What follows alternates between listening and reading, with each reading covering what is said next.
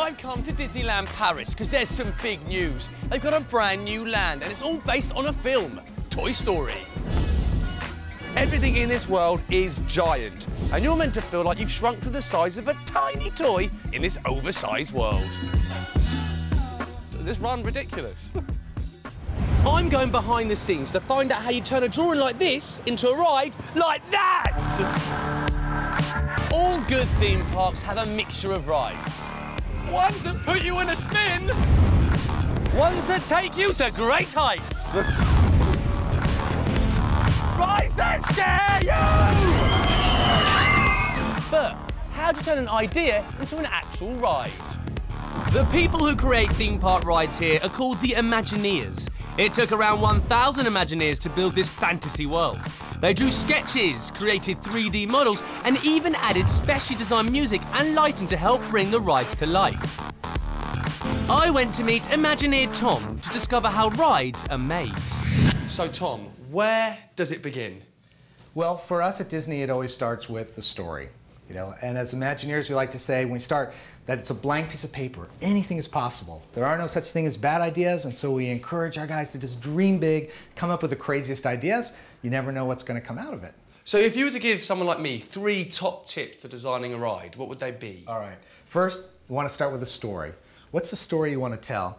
Second, what characters do you want to use to bring to life that story? And third, what do you want the audience to feel? What do you want them to experience when they go on this ride? A new ride in Toy Story Playland designed to give the biggest thrill factor is the RC Racer, a 25-metre half-pipe with RC to zoom you around at full speed. So you went for the RC Racer? Yes. Why did you not go for a Buzz Lightyear ride or a Woody ride? So when we watched the movie, we said which characters would fit with the rides we wanted to do. This wanted to be a half-pipe ride. What character would go with a half-pipe? Oh, it looks like the Hot Wheels track in the movie. We'll use the Hot Wheels track, we'll use RC. That's how we made the connection. So once you've drawn it, you've designed it, you're at that stage now where you want to make it. What next? Well, because we're going to make it real and dimensional, we'll build a scale model of what the whole land is going to look like so we can design it and look at it from every angle. Brilliant, let's go see it. All right, we got it. Toy Story Playland uses 50 tons of steel, 300 kilometres of electrical cables, and took nearly 2.5 years to plan and build. But before anything gets constructed, the Imagineers create this detailed scale model. This is amazing, but why? Why make a model? Well, it looks like a toy, but it's actually a tool for us. It's what we do in our design process. After we've done all the drawings, we want to see what it looks like in 3 dimensions, because we're going to build it. We're going to make it real. And then we can take, with a special camera, we can go in and actually get the view that the guests would have. So guest eye view. So this little camera, we move throughout the model, and it shows it. What is it going to feel like? What's it going to look like when you're actually in the land? The model was incredible. But what I still didn't understand is how the Imagineers design a ride to make us feel a certain way. It was time for me to go and test some rides out for myself and get some more expert advice. And I think my colleague is right over there at the parachute drop waiting for you. Okay, au revoir. Thank you so much, Tom. Thank you. Have fun. I shall.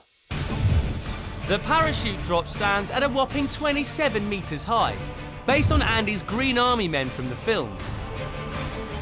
I went to meet Imagineer Chrissy to learn how to change the way people feel on a ride. So, here we go. Yes. Ah! Oh. Oh! Okay. So how you feeling? I'm feeling a bit, it's not scary, it's quite like, it's surprising. But how do you know that I'm going to feel like this? Well, we do a lot of testing, Joel. We ride these things a lot of times.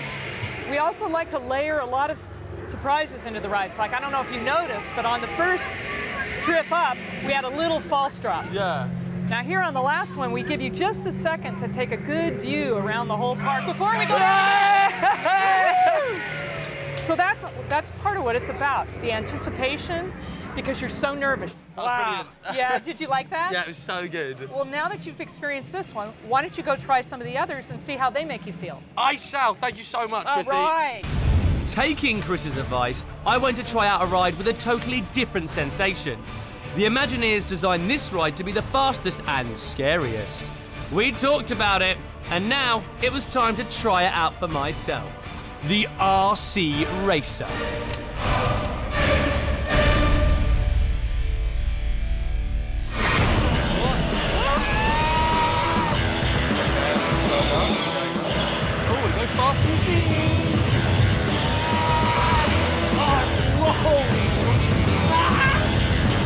Oh, it's really weird. It's actually scary to think. This was a totally different experience to the parachute drop.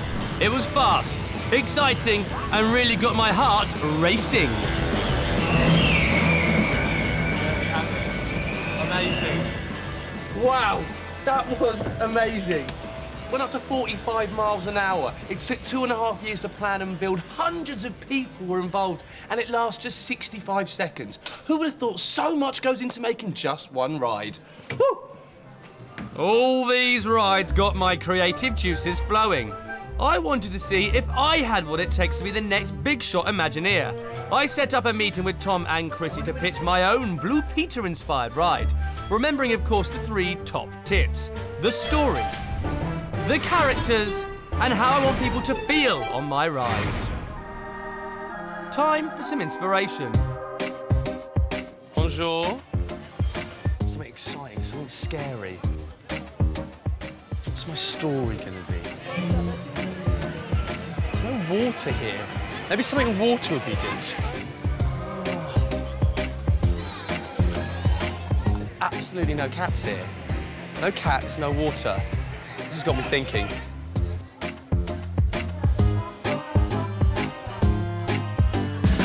I think it's a winner. Right, so I've got all my inspiration. I've listened to the advice that I was given. I think it's all right. So I'm about to go and pitch this bad boy to the Imagineers. Hello. Hello. Hey, Joel. So I've got an idea. So we have 2 pets on Blue Peter.